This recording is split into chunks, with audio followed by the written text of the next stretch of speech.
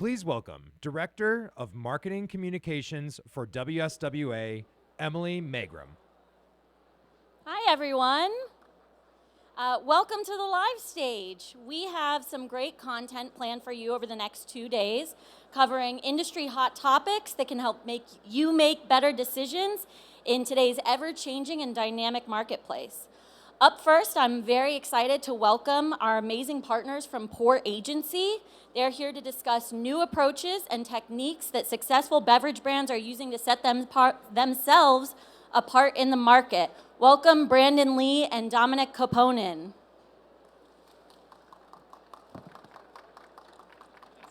Good morning-ish.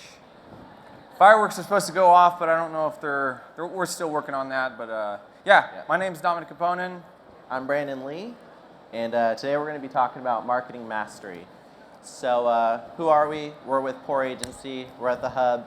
We're a content-driven marketing agency. We do everything from brand, web, to social media management and all that good stuff. So a little bit about my background. I actually have been working in creative since I was a kid with film and cameras and nerding out on all that stuff. Went to school for mechanical engineering, worked down in LA in the film industry designing camera systems, and then I decided I wanted to get back in the creative side, and that's kind of when, worked with Brandon and started Pour.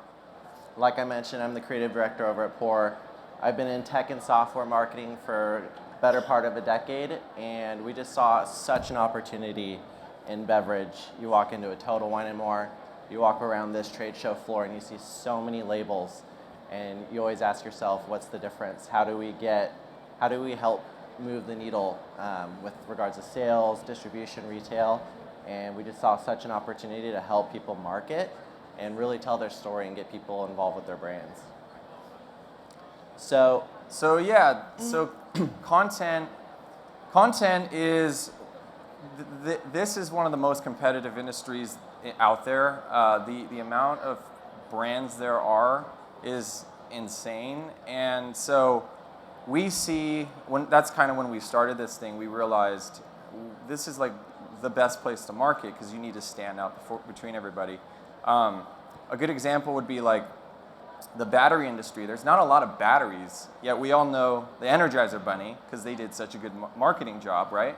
And so that's like, even though Duracell or Energizer don't have to do a lot of marketing, they still do, and that's why they pump so much money, and that's why we all know these tactics. So that's why we saw such a big thing with content. Content is kind of how we drive a lot of our marketing, and it's definitely growing even more as time goes on. Content's pretty much the key to all marketing that we've been seeing in the past few years. Yep. So today we're going to talk a little bit about theory and approach and having the right approach to marketing, as well as some things of what we would recommend not to do, give you guys some tangibles to take home with you, and then what to do. And the first thing I want to talk about is what is marketing. So a lot of people think marketing is coming to us or some agency, getting a bunch of photos, videos, and let's just show the world this amazing label we have and this great juice. It's won some awards, and let's just blast it out there so we can get some more buyers and all that kind of stuff. So, but for us, marketing is more so about, Seth Godin is pretty much the guru of marketing. I'm not sure if any of you have heard of him. He says it's all about creating work that matters for people who care.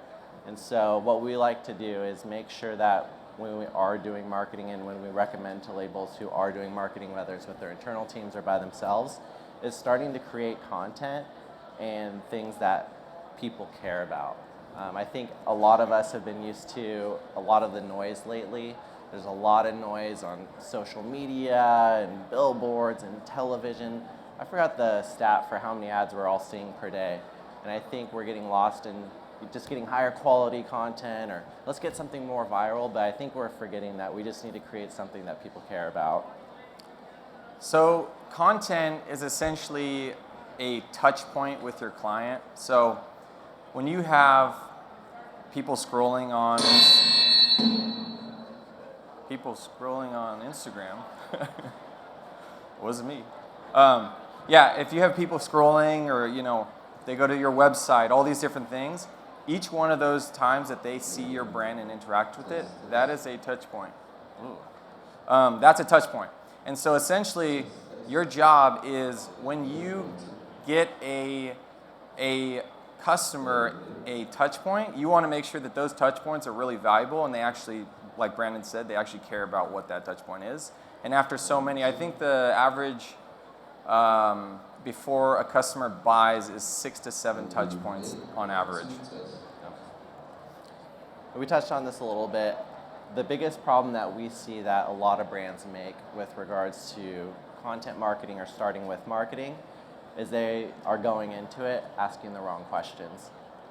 Like I mentioned, a lot of people come to us asking for, let's just get video, how much does that cost? We need to get some photos, we need to get these types of lifestyle images so that we're able to relate to our customer better.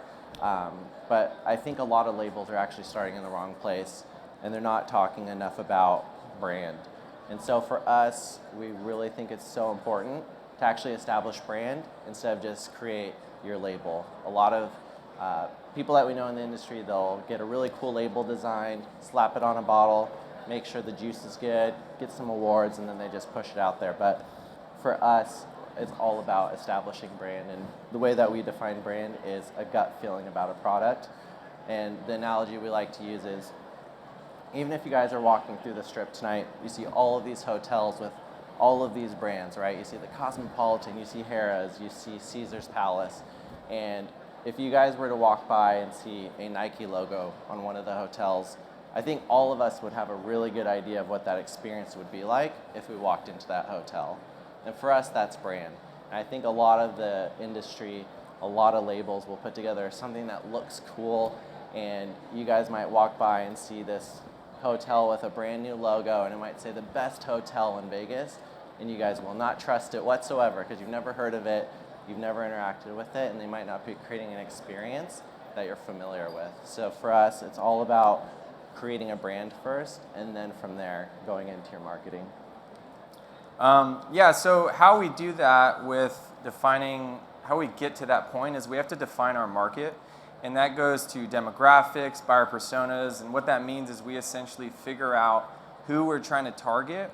That could be sex, race, all kinds of factors, and all those things tie into your messaging. So if you're gonna have a brand that needs to target somebody who works in the Bay Area that makes a certain amount of money, those are all things we need to know in order to make sure that our messaging is on brand for your marketing campaigns or whatever you're doing.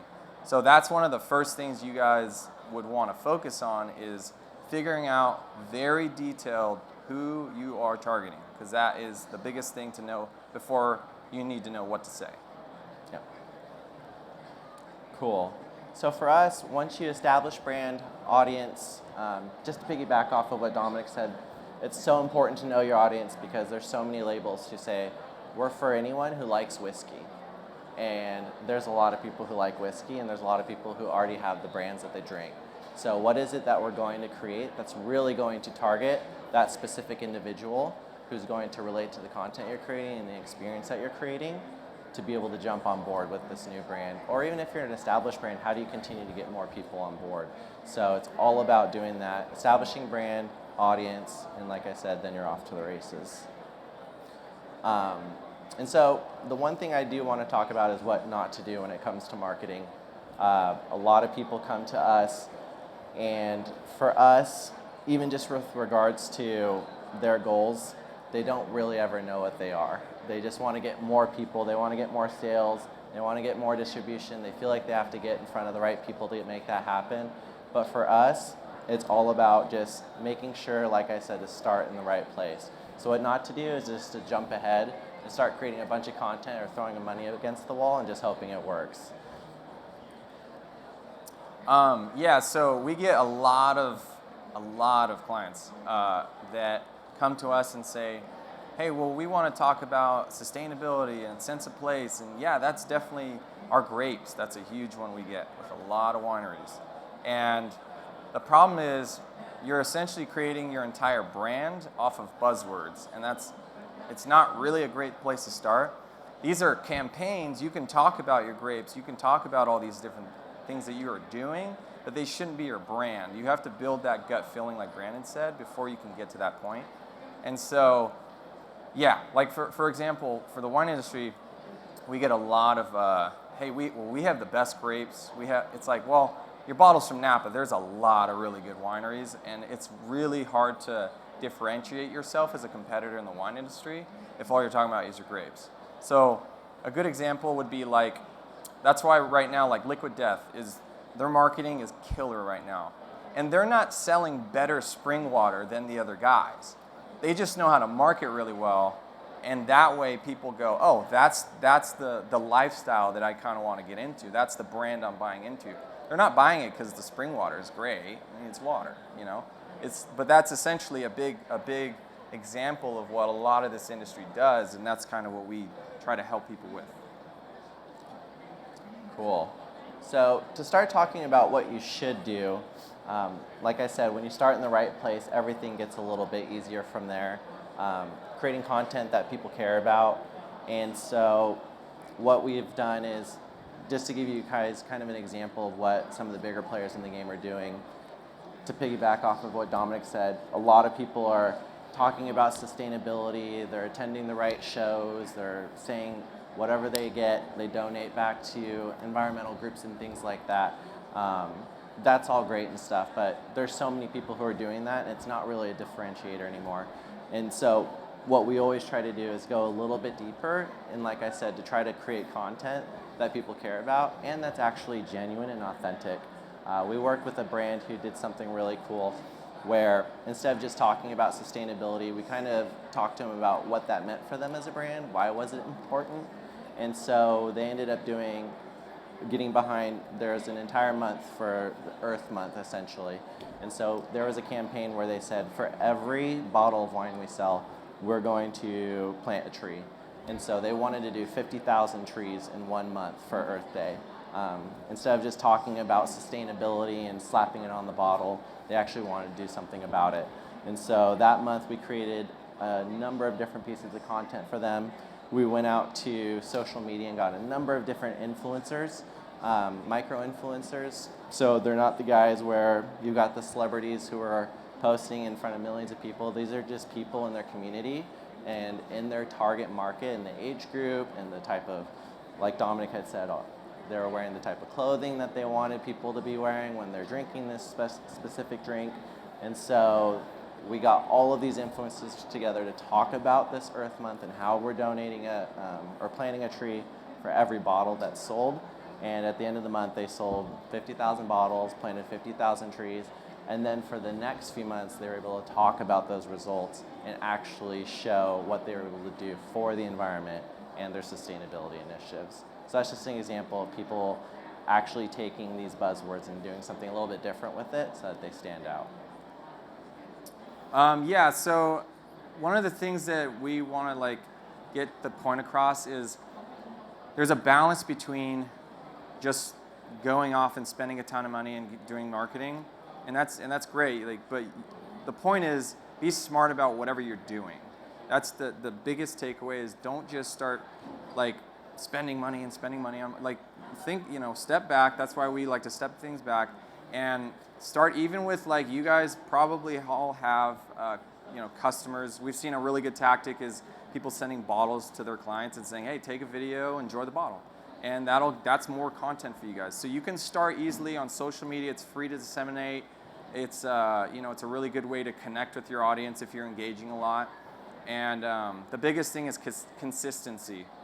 As long as you have consistent content, people are able to engage with your brand more often. And that, again, each one of those is a touch point that they can then create this gut feeling about your brand. So, for example, we started a product actually very recently, Bottle Rocket, and that is basically a content subscription service because we realized we did a lot of commercials for a lot of big brands, and then we realized, okay, we need more stuff that, is essentially higher volume of content that is targeted towards what they're trying to do.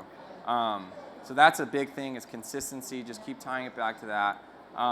And yeah, just so you guys know, it doesn't have to be anything long.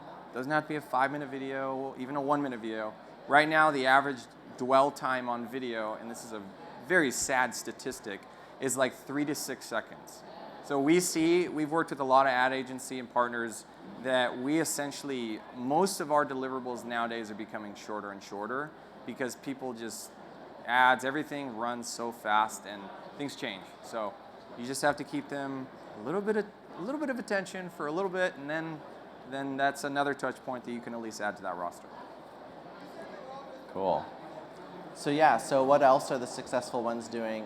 I think they pretty much take the approach that we talked about, and all of the internal marketing teams of all the big brands that we've worked with are just always killing it on trying to figure out ways to just continue to, I know I've said it a bunch, create content that people care about.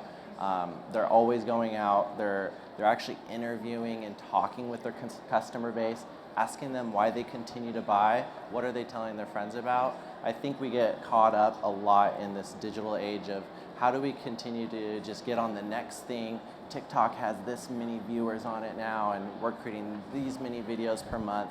And I think even us as a digital marketing agency, we forget how important boots on the ground is, and really just building relationships truly with our customer base and asking them what it is that they care about, what they like to see, what content are they engaging with, and what is it that they're telling their friends about that make them care about the brand that we've created. And I think that gets lost a little bit in this digital age of continuing to just be on the forefront of all things, you know, digital, and like I said, having the best new video or the best new content or the coolest little campaign that no one's ever thought of yet, instead of just continuing to ask their customers what it is that keeps them buying and being a part of the brand that you guys have created. So the biggest marketing hack is, sadly, there is none. There is essentially no silver bullet approach. If anybody tries to sell you on we have the one thing, that's snake oil sales. So just make sure the biggest thing is starting to look at your brand more as a representation of what you're trying to target. That is the big hack, is starting to look at your customers and see how can I communicate with them better, how can I connect with them better. That's the big thing. And yeah, there's nothing specific that gets all the eyes. Like there's a lot of tactics you can do and strategies that you can do that have higher probability, but there is no silver bullet approach. Yeah. Cool. So yeah, I think we've just got a couple minutes left, but if any of you guys have any questions whatsoever about marketing, I know we talked about marketing mastery today, and a lot of it was really just trying to help you guys reframe what marketing is and the approach we should take, because I think, like I said, a lot of people are a little bit done with the noise and higher quality this and more creative that, and it's just really about creating content that's going to help create a better gut feeling about the label that you have versus just accumulating more accolades and more awards or whatever it might be, and just really getting to know your audience and building relationships with them. So we'll be in the back if you guys have any questions, and yeah, happy marketing. Yeah, thanks so much.